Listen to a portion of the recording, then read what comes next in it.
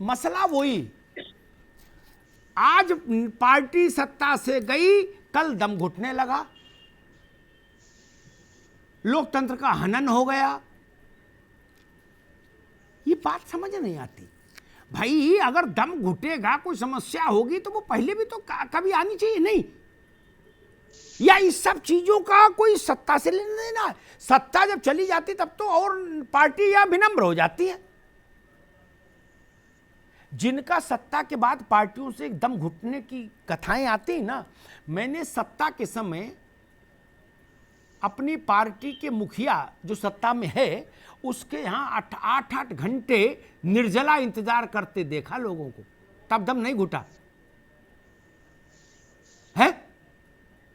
और मां बदौलत निकले और ऐसे करे, उन्होंने ठीक ठीक चलो चलो फिर बैठेंगे फिर मिलेंगे, ठीक क्या, तब दम नहीं घुटा।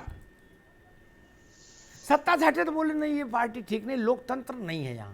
शैलेंद्र जी, अमिताभ जी, जो मैं पहले बात कर रहा था वैचारिक प्रतिबद्धता की, तो जैसे आपने अपने मित्र लक्ष्मीकांत वाजपेयी जी का उदाहरण दिया, वो शुरू से ही लेके जो आज बीजेपी के साथ है। इवन जब पिछले चुनाव में वो चुनाव हार भी जाते हैं उसके बाद भी जो है साथ में है। अभी एक समिति बनाई, उसका नेतृत्व दिया। तो हमारा संबंध खराब कराओगे, ऐसे नाम आप मत लो। मैं कुछ बोल दूंगा बेकार, संबंध खराब, छोड़ो यार, अपनी बात को क्या चक्कर पड़ रहा है, मत पढ़ो है। मेरे दो ही प्रजाति हैं, एक वो लोग हैं वो थोड़े अपेक्षाकृत भद्र हैं, वो कहते हैं इसी स्टेशन से ट्रेन पकड़ेंगे, लेकिन पकड़ने ट्रेन नहीं आए हैं। दूसरे हैं वो बाचाल है, वो कहते ना या तो ट्रेन में अभी बैठाओ ना तैसे कराओ हम चले।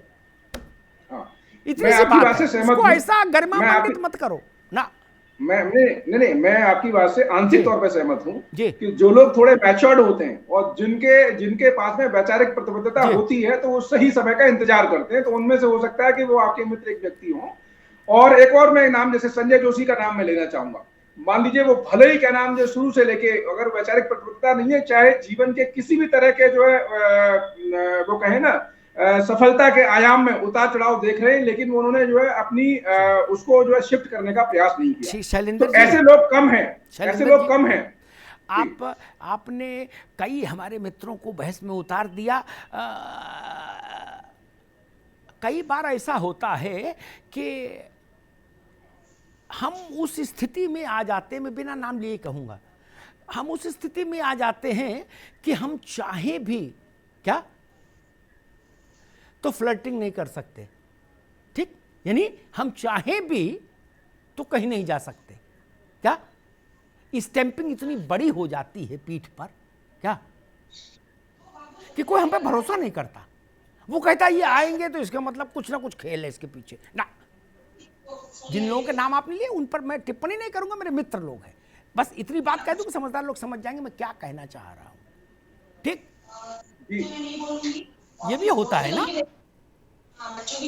खैर, अब सुरेश जी के पास आऊंगा। सुरेश जी, आपकी पार्टी की एक यूएसपी रही, जो किसी पार्टी के पास हिंदुस्तान में नहीं रही। आज से 15 साल 17 साल 20 साल हो गए होंगे, कुछ का मतलब काफी समय हो गया होगा। दिल्ली में एक बुंदेलखंड का एक नौजवान रहता था, बिजनेस करता था, बड़ा संपन्न आदमी था, काफी पैसा रुपया उसके पास काफी कमाया था, मेरे संपर्क में था। एक दिन सुबह सुबह आ गया ट्रैक सूट पहने हुए। यही सवाल है जो मैं बता रहा हूं, है ना। बोला दादा विधायक बनना है, यूपी में चुनाव हो रहा था। मैंने कहा पागल हो गए विधायक बनना, तुम सारा क्या लेन देना राजनीति से। उन्होंने बनना है दादा कुछ तो। मैंने भाई मैं कि मेरे कहने से कौन टिकट देगा, आप कभी किसी पार्टी में रहे हो? बोले नहीं। किसी रैली वैली में? बोले हमसे क्या मतलब भाई, हम तो टीनेज में ही छोड़ दिए थे गांव। बुंदेलखंड का मामला है, झांसी जिले का। आप टेलीफोन करेंगे तो कॉन्स्टिट्यूंसी बता दूंगी, यहां नहीं बताऊंगा, तो नाम कॉन्स्टिट्यूंसी बताते ही लोग गूगल पर नाम ढूंढ लेंगे पीछे जाकर। बोलो आप बोलो। हाँ, तो वो ठीक नहीं। मैंने कहा यार बड़ी समस्या है, किससे कहूं। मैंने कहा भाई 5 दिन में 10 दिन में तो कोई विधायक नहीं बनाएगा। मैं ही किसी पार्टी को चलाऊं तो मैं नहीं बनाऊं, आपको लूंगा, क्योंकि आप पार्टी में नहीं आना चाहते, आप तो टिकट चाह रहे हो। तो खैर उन्होंने कहा कि भाई साहब बाबा आपका तो बड़ा लोग सम्मान करते हैं, आप बोल सकते हैं सब ऐसा। तो मैंने कहा सम्मान कौन क्या करता है, चलो मैं देखता हूं। तो मैंने किसी से कहा कि भाई जरा देख लो आपके यहाँ कोई संभावना बनती हो तो क्या,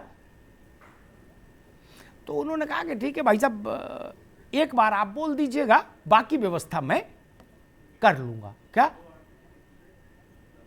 तो मैंने सात्विक रूप से कहा कि भाई मैं शबनम जी ये हमारे मित्र हैं, ये अपना बच्चा है, अच्छा है, योग्य है, मुझे लगता है आपको इस पर विचार करना चाहिए, इस तरह की सिफारिश की।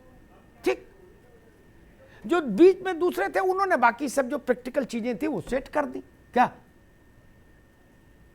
3 दिन में टिकट मिल गया, 17 दिन में एमएलए होके आ गया बालक।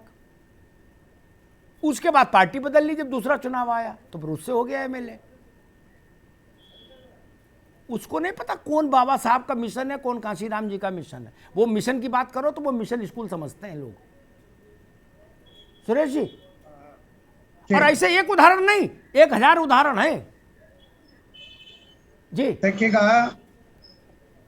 आपने अपने अल्फाजों में ही कहा कि मैंने बहुजन समाज पार्टी के पैदा होते का प्रसव प्रक्रिया देखी है, तो आपकी जानकारी में ये भी होगा कि 6743 जातियों को मानवर कांशीराम साहब ने जोड़ने का प्रयास किया और हम साहब केवल 600 जातियों तक पहुंच पाए और इंडिपेंडेंट सत्ता भी चला ली। और सुन लीजिएगा अमिताभ जी, वहीं पर माननीय बहन जी ने क्या राज्यसभा नहीं छोड़ी समाज की खातिर, कि जब मैं कोई आवाज ही नहीं वहां उठा सकती समाज के सम्मान में, उसको न्याय दिलाने के लिए, तो फिर कहां मैं आवाज उठाऊंगी, और उन्होंने राज्यसभा छोड़ दी। उसी का उदाहरण ये है जो अभी आपने कहा, मानवर कांशीराम साहब का जिक्र किया।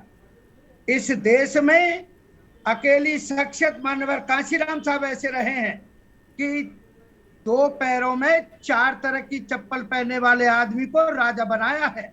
जिस मध्य प्रदेश की भी चर्चा थोड़ी सी हुई है, उस मध्य प्रदेश के भी हमारे नेता रहे हैं जो नितांत निहायत गरीब परिवार से थे, और वो प्रदेश के प्रभारी रहे, अध्यक्ष रहे, दाऊद रत्नाकर उनका नाम रहा है। तो क्या दलितों के हित में, शूद्रों के हित में पता है दलितों कितना हित हुआ महाराज, हमको पता है।